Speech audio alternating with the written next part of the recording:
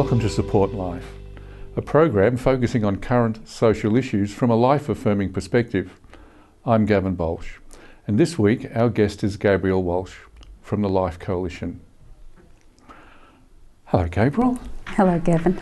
Well, it's really good to have you on the program today, and we've had a bit of a chat and a laugh about things, and one of the things that came up was movies, and we mentioned about the story of Frodo and some of Tolkien's wonderful stories there, and how life is both a journey, but there's the reality of a battle. Tell me about your journey and the battle. Gavin, I'd like to just go back to really what formed a very important part of my perspective on life, and it really came through my mum and dad, and mainly my mum, who would actually help women sometimes if they were challenged with a difficult situation or a health issue. And my mum actually encouraged some ladies to carry on with their pregnancies, and then we'd mind the baby right in the heart of our family until the situation was dealt with. And that support and that respect for life was something that I actually grew up with, and I later on learned to really value that. Well, talking about life, you have, is it 7 children and 15 grandchildren? Yes. That's a wonderful legacy there being left. So tell me, in this process of raising children, what did you learn in that journey? Well, you know, being a parent is probably the supreme challenge of the ordinary person, but also the most rewarding. And when, you know, there were 6 children in the family, and I was into my 40s, and I actually became pregnant again unexpectedly. And I went to the doctor to have the pregnancy confirmed, and he insisted on actually going down the abortion track, and even to picking up the phone and insisting on ringing the clinic. So that was sort of a take 5 moment for me. Now, tell me about a basket and a baby. What's the story there? That same doctor actually met my mother after I'd had the baby. He met my mother in the bank and actually apologised to her, recognising that she was the grandmother of the baby. So yes, I did go ahead with the pregnancy, and that doctor was actually sorry that he'd put so much pressure on me at that point. Well, that's a very interesting take. We don't often hear stories and comments like that. Tell me about what are some of the myths that perhaps you've bumped into or have seen perpetuated today? Well, I think that women particularly need to be aware of the messages they're giving to their young women, their children, their relatives, about the role of how abortion is pushed and sold as a remedy or a fix for challenging pregnancies. And I can assure you that my youngest child was certainly a challenging pregnancy, but I knew that although it was a great temptation, I knew firmly that it would not be a solution, even though it did lead to the actual end of the marriage, and I was then the sole parent of 7 children, some of them partially grown up, of course. Yes. So yes, they can be a challenging pregnancy, but hang in there, because the wonderful thing that happened was that people rallied around and helped. So an abortion actually ends that opportunity for other people to actually kick in and help. And people are really happy to help a woman who's having a baby. So in these harsh and real realities, you're saying from your experience that there is help. Now, how was that translated from your own children? What was taking place at this time? Well, we decided a little bit of a cooperative, so there was not only the babysitting duties, but there was also, we were left fairly financially challenged, and they all worked, and it's been a very, very positive outcome. And also they're very good with babies, as they've had their own, as you can imagine. So that has been a really, really positive outcome. So what were some of the jobs that the children were doing to make this cooperative work? One started a babysitting business, and they do their study as well as babysit in the neighbourhood, or doing pamphlets or just any jobs that were available at the time. And so there was a lot of toing and froing. It was a very busy household, and my youngest son grew up in all that busyness. Now, we had talked previously, and we'd both had similar experiences about being lucky to be alive, let's say. And mine was the fact that back in 1946, I was born some months premature, and one of the first children to survive in a humicrid without going blind. And you have a survival story too. Well, I was born about 1 pound, and I had a transfusion after birth, which they now do in utero, and I was one of those first RH babies to be saved in 1947. Okay, so we have a similar timeline there. And of course, medical science has come a long way, and we hear some wonderful stories about lives being saved in the womb, and little heart operations and things taking place. So we do live in a wonderful age that affirms life. Yes. Talking about affirming life, how do you affirm life? Well, first of all, by constant communication with my children and grandchildren. And of course, grandchildren are just an absolute gift. And, we can't even really put it into words. And I also work in the pro-life activism with the Life Coalition. Yes. And there's another area I want to go back to, the work that your mother was doing and set an example, fostering. Yes. Do you want to just share some stories from that? Well, the fostering, I'd become terribly fond of these babies and young people as they came in and out of the family. Terribly fond.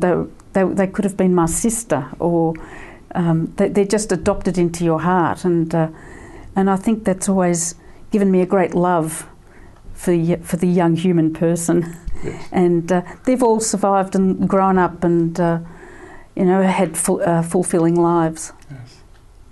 We talked about some stories and books that you'd read. The Book Thief was one of those interesting stories. Do you want to just comment and touch on some of the realities there that spoke to you? Well, I think the wonderful thing about The Book Thief, apart from having a tragic side in a war setting, was that it was really about families surviving and helping and working together. And also that was also a fostering story, really. And what a wonderful thing, that support and the neighbours' support. It was a community, really, of families working together. Yes. And that's what we need to bring our babies into. Yes. And perhaps on this area of support, how coming together as a coalition of people supporting life, we find that it creates a critical mass, and help can be offered. What's your just final comment about the working cooperatives that are out there? About 5 years ago, I was involved in the Life Coalition. We formed up the Life Coalition, and that is groups working together with a common cause to protect life. Thank you, Gabrielle. You're watching Support Life, and we'll be back after the break.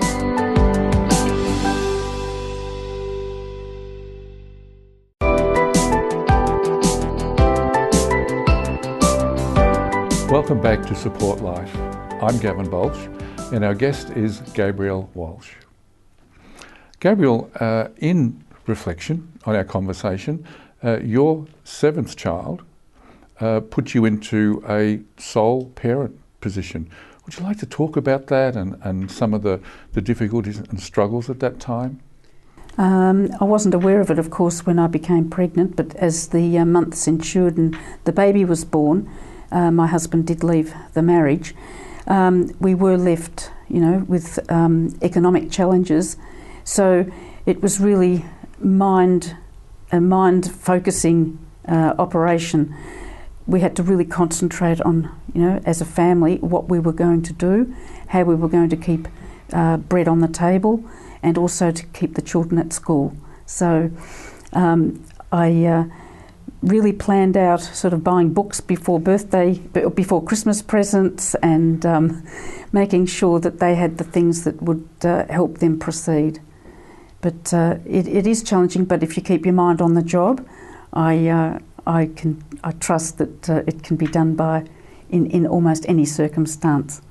So if there are women watching our conversation tonight, they're going to identify with some of these struggles. What were some of the other struggles at this time that you faced? Well, just making sure that the children were cared for, but it really was mind focused on the job at hand. So, I didn't run out chasing other relationships or anything like that. It's been me in that single role for the last, 24 years. So you reviewed some choices before you? Look, really it was economic. I had to go to work. Lots of little jobs rolled into bigger jobs and so on, but it's really been very positive. So particularly if you've got family support, I think women can actually get over these hurdles and really focus on parenting and making the good decisions, but also realising that children take on what you believe in. I think that we as adults forget that, but children are like sponges, and they really do take up those attitudes. So if, for example, what's on television, just be careful what they're actually seeing, how you speak, and what they actually are starting to believe in, their activities. So everything was really monitored through, is this a pleasing, positive thing to do? Would God be pleased with these activities, or should they, be given an alternative? Yes. So that you get a bit of a parent filter, and I think that, parents out there, I'm sure, are mindful of that. So first of all, you had role models in your own parents. Yes. And outside of the family structure, what shaped some of your views? Oh, well, really my religion. Yes. First up, there's God. And, I've always been a very strong Catholic. Yes. Mm.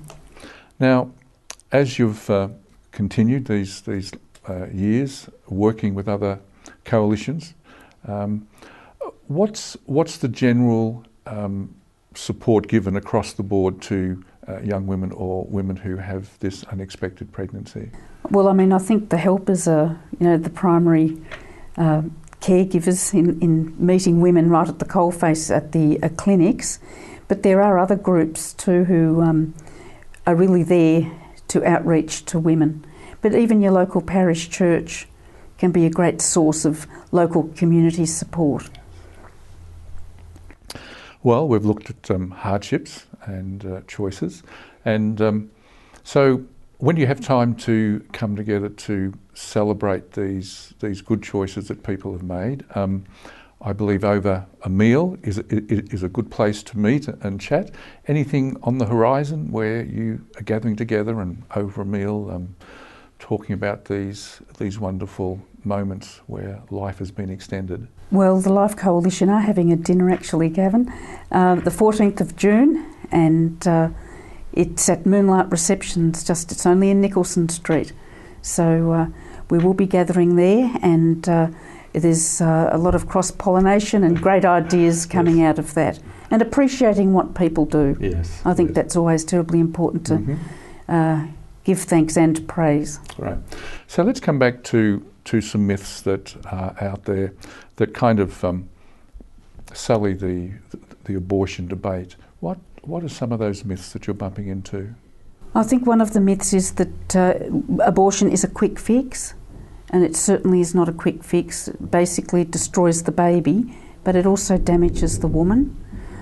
Men often think that, it's just a way of avoiding that responsibility. So there's a saying that we come upon, that abortion actually liberates men, not women. And there's a big factor in the males pushing or coercing the females towards the abortion clinic. Another myth, I believe, is that having an abortion will save the relationship. I think the reverse actually happens, although in my experience, that didn't work out. But It's not something you do to save a relationship. Yes. So there are costs that need to be counted. I remember in talking with younger men who had not supported their partner or their girlfriend to keep the baby, and in interviewing them later, particularly if they did stay in the relationship, one man just told me that he just kept washing dishes over again and washing them for the third time. He felt that he could never get things clean. Another young man spent a lot of time, he was saying, just personal grooming, but mainly washing his hands. He felt that he had let 2 lives down, and it came out in these just quiet behaviours, but something that they wrestled with for many years. So is this what you're speaking into, that there is an effect? There is an effect often later with the sort of midlife time, or when they have other children and then they find it difficult to bond. I've actually known people in this situation. Yes. They find it because there's a bit of a guilt there, and what would my other child have looked like? Or so there's a revisiting as we go through life, as you know, Yes. and those regrets can pop up. All right. Now let's look at some of the positive outcomes with your children. Okay, so you've raised 7 and there's 15 grandchildren. What are some of the professional lines that your children are in today? Well, fortunately, all the babysitting, they actually did do some study, so fortunately they've all got qualifications which have helped them to form up families of their own and have children, which has been a great blessing. And I always say that my youngest had many fathers and mothers, and he as a person is an outstanding individual. Well, thank you so much for your time, Gabrielle. Well, that's all of our conversation with Gabrielle, but stay tuned because after the break we'll be back with a song from the pro-life song competition held last December.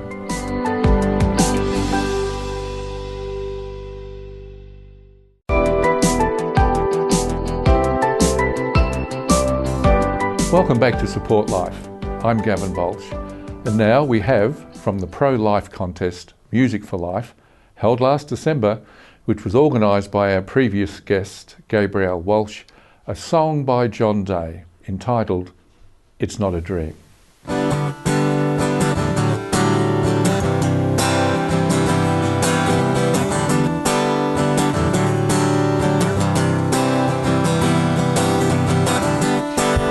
Surf in your life.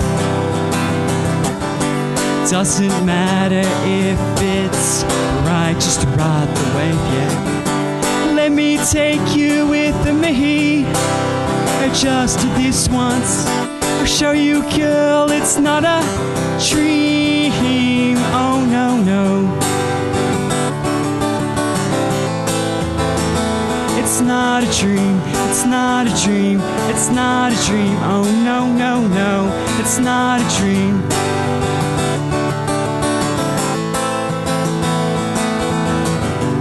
Don't listen to what they said. It's a pack of lies to make you sad. There's something greater in this world, where happiness comes to life. Oh, it's true. Oh, girl, it's true. Oh, girl.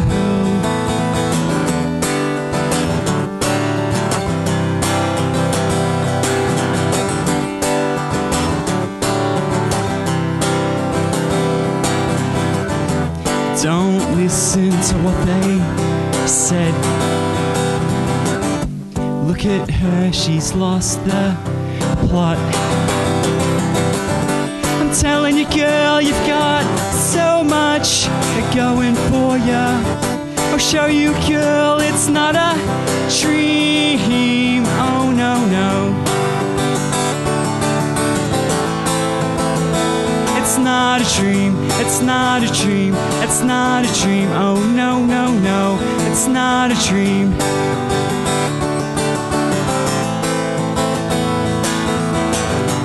Don't listen to what they said. It's a pack of lies to make you sad. There's something greater in this world, where happiness comes to life.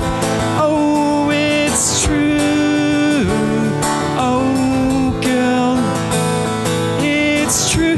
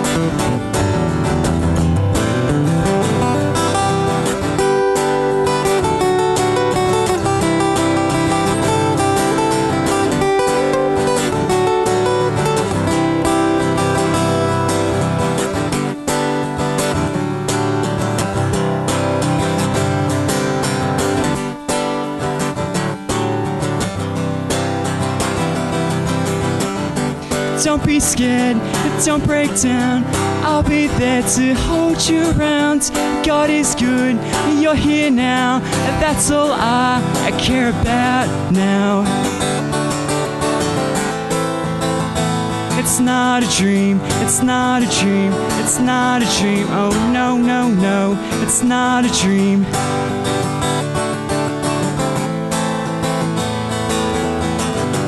Don't listen to what they said. It's a pack of lies to make you sad. There's something greater in this world, where happiness comes to life. Oh, it's true. Oh, girl.